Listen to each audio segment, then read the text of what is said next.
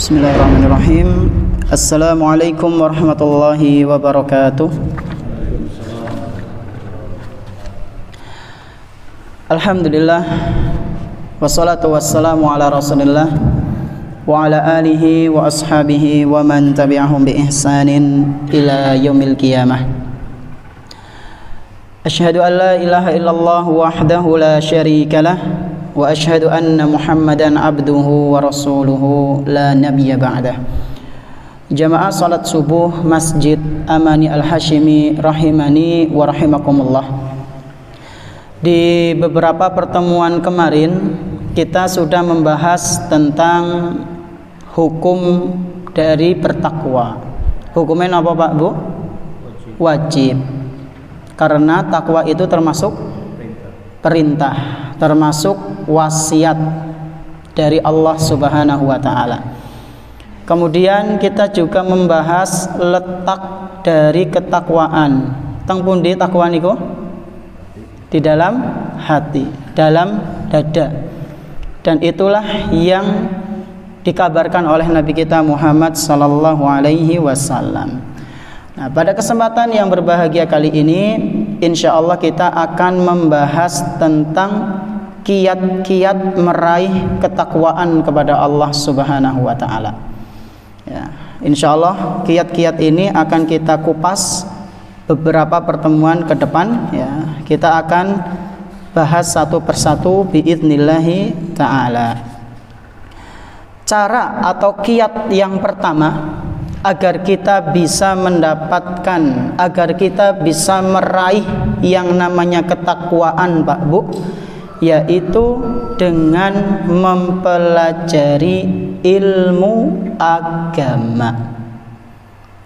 Kita pengen menjadi orang yang bertakwa, maka harus nopo? Belajar ilmu agama. Di awal pertemuan dulu atau kemarin lah ya, kita sepakat atau kita sudah membahas bahwasanya takwa itu adalah menjalankan perintah Allah dan menjauhi larangan-larangan Allah. Bagaimana supaya kita tahu itu perintah? Bagaimana supaya kita tahu itu larangan? Ya dengan cara apa? Belajar. Orang mungkin ya, logikanya itu nggak mungkin orang yang nggak pernah belajar ngerti ngerti tahu-tahu dia paham ini perintah, ini larangan. Aneh kalau misalnya ada orang nggak pernah belajar kok ngerti ngomong kie sunnah, kie udu sunnah, jere sapa? Ya jere mata batinku. Ngeri temen. Padahal Nabi Sallallahu Alaihi Wasallam saja berdoa Rabbi zidni ilman. Nabi Pak Bu, Nabi masih berdoa kepada Allah, ya Allah tambahkan kepadaku ilmu. Lah terus si Nabi sinaune kali sinten? Nabi sinaune kali sinten? Malaikat Jibril ya. Nabi saja masih belajar Pak Bu. Dan Nabi SAW juga selalu berdoa Allahumma inni as'aluka ilman nafi'an wa na'udzubika min ilmin la yanfa'. Ya Allah, aku meminta kepadamu ilmu yang bermanfaat dan aku berlindung kepadamu ilmu yang tidak bermanfaat. Itu Nabi Pak Bu, masih belajar, masih minta ilmu yang bermanfaat. Berarti kita jauh lebih meminta kepada Allah ilmu yang bermanfaat dan belajarnya. Nah, jadi di antara cara ya, yang pertama supaya kita bisa meraih ketakwaan adalah dengan mempelajari ilmu agama. Supaya apa? Supaya kita tahu mana yang halal, mana yang haram. Supaya kita tahu mana yang dianjurkan oleh syariat, mana yang sudah seharusnya dijauhi, mana yang dicontohkan oleh Nabi, mana yang tidak dicontohkan oleh Nabi. Itu semua didapatkan dengan belajar ya. Itu semua didapatkan dengan belajar. Dan belajar ini juga hukumnya wajib, Pak Bu. Kata Nabi sallallahu alaihi wasallam, "Talabul ilmi faridatun ala kulli muslim." Menuntut ilmu itu hukumnya faridah, wajib bagi setiap muslim. Berarti kita semua ini diwajibkan untuk belajar supaya ibadah kita ada pondasinya, ada sumbernya yang jelas. Nah, jamaah rahimani wa rahimakumullah, ketika kita belajar maka kita akan bisa meraih ketakwaan. Dan ketika orang sudah bertakwa kepada Allah, maka dia akan takut dengan Allah Subhanahu wa ta'ala. Dan para ulama adalah orang-orang yang paling bertakwa.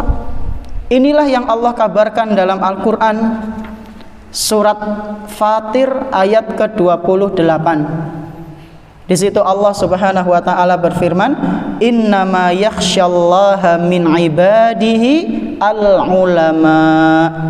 Sesungguhnya manusia yang paling takut kepada Allah Subhanahu wa ta'ala itu adalah para ulama, orang-orang yang berilmu, yang benar-benar menjalankan ilmunya. Ini dalam Al-Quran surat Fatir ayat 28.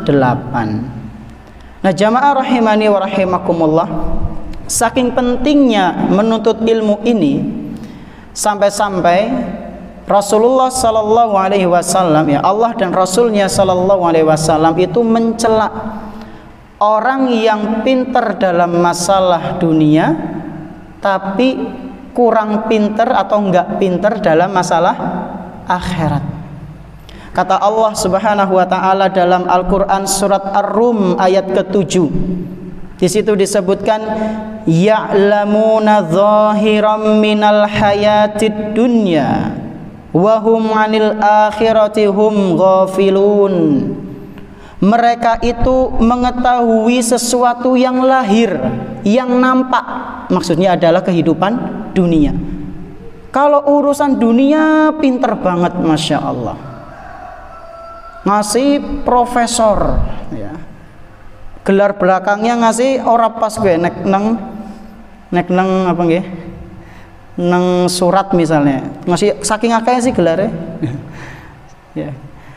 Kemudian dia juga menjabat apapun itu dalam masalah dunia, pinter banget. Tapi subhanallah, rukun sholat orang ngerti, rukun wudhu nggak tahu, doa-doa keseharian nggak hafal. Ini nggak bermanfaat, Bu. Kata Allah Subhanahu wa taala, mereka itu sangat pandai dalam masalah dunia, tapi mengapa dalam masalah akhirat ghafilun, lalai? Kenapa mereka nggak pandai dalam masalah akhirat?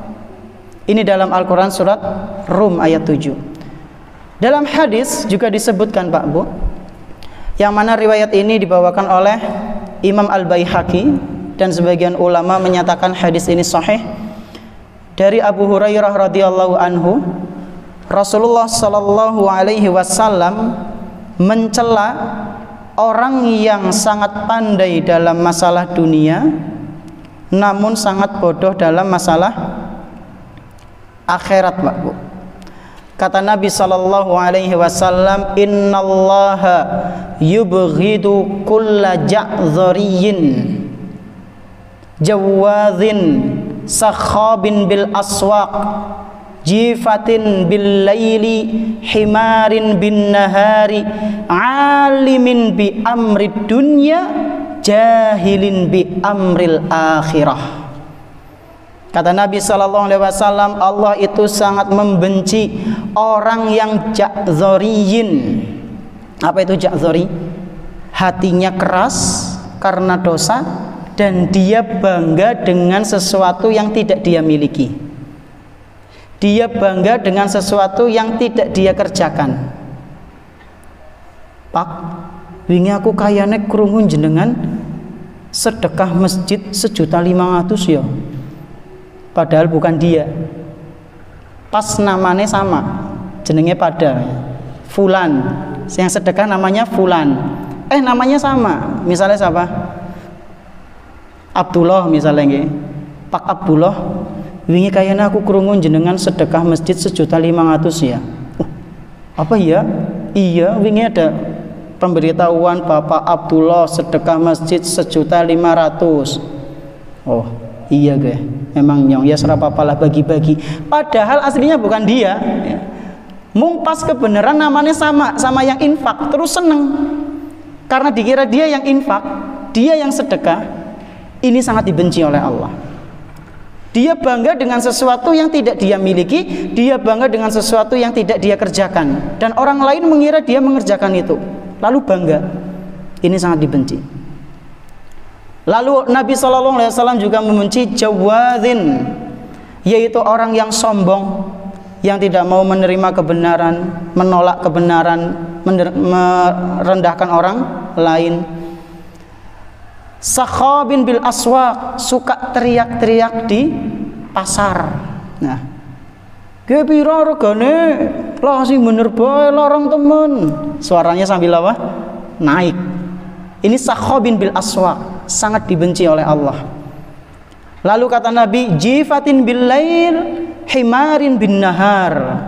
Kalau malam nuwun sewu jadi bangkai, kalau siang jadi keledai ya. Udah kedelai, tapi apa? Keledai. Maksudnya bagaimana? Malamnya itu digunakan untuk sesuatu yang tidak bermanfaat, untuk tidur tok. Kalau bangun ngolet pakan tok, sampai lupa sholat, lupa zikir, lupa baca Quran. Siang malam kayak gitu terus. Apa bedanya nuwun sewu kita sama hewan? Hewan pun seperti itu, Pak Bu. Malam suruh istirahat, siang kerja, orang ibadah. Jangan sampai kita seperti hewan, naudzubillah. Lalu ini inti pembahasan kita.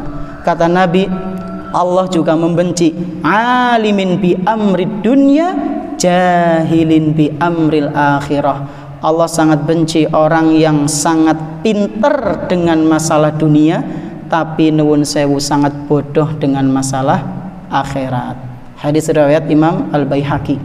Nah, jamaah rahimani wa rahimakumullah, dengan demikian yang telah kita ketahui bersama, maka sudah seharusnya kita semangat untuk belajar ilmu agama. Sekarang sarana dan tempat-tempat untuk ngaji itu sudah jeprah, Masya Allah. Maka ngajilah, manfaatkan waktu kita untuk belajar. Supaya apa? Di antaranya supaya kita ketakwaannya itu bertambah biiznillahi ta'ala. Ketika seseorang takwanya sudah bertambah, maka takutnya kepada Allah juga akan bertambah. Mungkin ini yang bisa kami sampaikan. Inilah kiat yang pertama mengenai cara meraih takwa adalah dengan menuntut ilmu agama. Terima kasih atas perhatiannya, mohon maaf atas segala kekurangannya. Kita tutup dengan doa kafaratul majlis. Subhanakallahumma wa bihamdik, asyhadu an la ilaha illa anta, astaghfiruka wa atubu ilaik. Wa sallallahu ala nabiyyina Muhammadin wa ala alihi wa sahbihi ajma'in. Wassalamualaikum warahmatullahi wabarakatuh.